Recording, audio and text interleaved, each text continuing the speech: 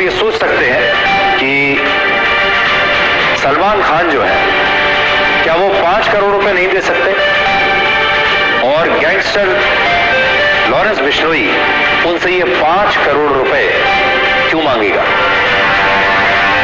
अब आप ये देखिए कि कनाडा में खालिस्तानियों की हत्या से लेकर मुंबई में बाबा सिद्दीकी और पंजाब में सिद्धू मूसेवाला की हत्या कराने में लॉरेंस बिश्नोई का नाम कैसे आया, और लॉरेंस बिश्नोई जेल में नजरबंद होकर भी अपने गैंग को कैसे ऑपरेट कर रहा है। आज सोचने वाली बात जरा ये भी है, आप भी ये सोचिएगा कि वो साबरमती जेल में बंद है और जेल में रहते हुए भी वो कैसे कितने लोगों की हत्याएं करवा रहा है, कैसे अपने गैंग को ऑपरेट कर रहा है, कैसे वो जेल में रहते हुए अपने वीडियोस बना लेता है। आप सोचिए कि उसके गुर्गे जो हैं वो तो बाहर आकर इंटरव्यू दे ही रहे हैं, जो थोड़ी देर पहले हमने आपको दिखाया। लॉरेंस बिश्नोई भी जेल में बैठे बैठे मीडिया को इंटरव्यू देता है, जेल में बैठे बैठे अपने वीडियोस बनाता है और लगातार जो उसे संदेश देना होता है वो दे देता है। कैसे? लॉरेंस बिश्नोई 31 साल का है और उसका जन्म पंजाब के फजील्का में हुआ था, और बहुत कम लोग इस बात को जानते हैं कि वो पंजाब में छात्र राजनीति का सबसे बड़ा चेहरा बनना चाहता था एक जमाने में। वर्ष 2010 में जब लॉरेंस बिश्नोई ने चंडीगढ़ के डीएवी कॉलेज में छात्र संघ का चुनाव लड़ा था, तब पंजाब यूनिवर्सिटी स्टूडेंट्स ऑर्गेनाइजेशन के उम्मीदवार ने उसे हरा दिया था, और इस हार से लॉरेंस बिश्नोई इतना निराश हुआ कि उसने गैंगस्टर गोल्डी बराड़, लखप्रीत, इंद्रप्रीत और एक और गैंगस्टर करणी के साथ मिलकर उस उम्मीदवार के पैर तोड़ दिए थे। जिस उम्मीदवार ने चुनाव में इसे हराया उस उम्मीदवार के पैर इसने तोड़ डाले थे। इसके बाद लॉरेंस बिश्नोई को पुलिस ने गिरफ्तार किया था और कुछ दिन जेल में रहने के बाद फिर उसे जमानत मिल गई।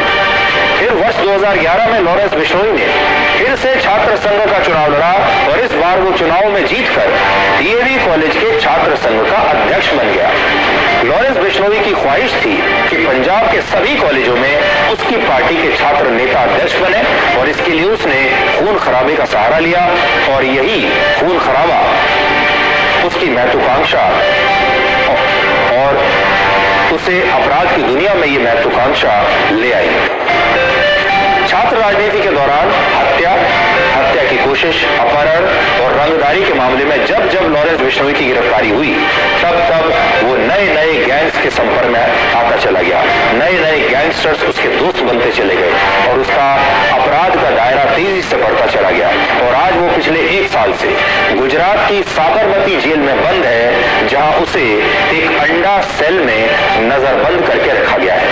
अंडा सेल में नजरबंद करके सबसे खतरनाक अपराधियों को रखा जाता है, आतंकवादियों को रखा जाता है, और उसी तरह का व्यवहार, उसी तरह की सजा इस लॉरेंस बिश्नोई को भी दी गई है। लेकिन आप सोचिए, इस सब के बावजूद कनाडा कहता है कि उसके यहाँ खालिस्तानियों की हत्याएं लॉरेंस बिश्नोई करवा रहा है। भारत में बाबा सिद्दीकी और सिद्धू मूसेवाला की हत्या के आरोप लॉरेंस बिश्नोई पर लग रहे हैं। सलमान खान को धमकाने के आरोप इस पर, इसके गैंग पर लग रहे हैं। एनआईए के मुताबिक लॉरेंस बिश्नोई के गैंग में 700 लोग हैं, जिनमें ज्यादातर शार्प शूटर हैं। इनमें भी 300 से ज्यादा शार्प शूटर अकेले पंजाब से आते हैं। तो ये पंजाब का एक बहुत बड़ा गैंग बन गया है। इसके अलावा कुख्यात गैंगस्टर गोल्डी बराड़, सचिन थापन, अनमोल बिश्नोई, विक्रमजीत सिंह, काला जेठड़ी और काला राणा भी अब लॉरेंस बिश्नोई के साथ काम करते हैं, और इन सभी गैंगस्टर्स ने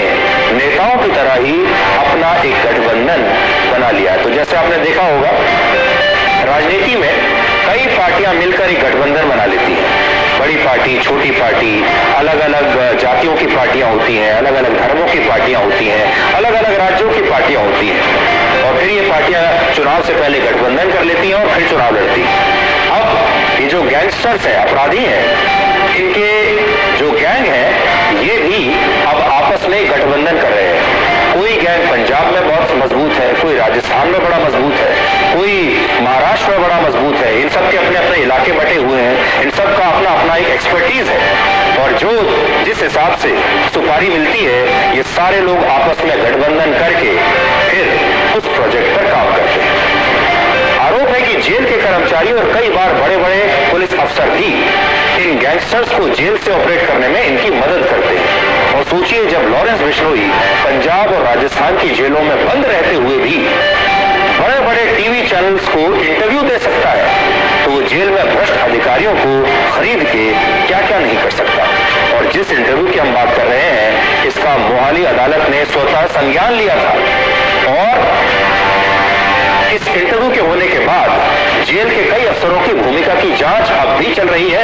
अदालत ने कहा कि जेल में रहते हुए, सजा काटते हुए इतना खूंखार अपराधी आखिर इंटरव्यू दे कैसे सकता है? उसके पास फोन कहां से आया, इंटरनेट कहां से आया, कैसे उसने जेल से बैठकर लाइव इंटरव्यू कर लिया? किसी ने सोचा ही नहीं। और आज हमने उसी साबरमती जेल से आपके लिए एक ग्राउंड रिपोर्ट तैयार की है, जहां बैठकर लॉरेंस बिश्नोई आज भी जैसे चाहे वैसे अपनी इच्छा के मुताबिक लोगों को धमका रहा है, सलमान खान को डराने की कोशिश कर रहा है, हत्याएं करवा रहा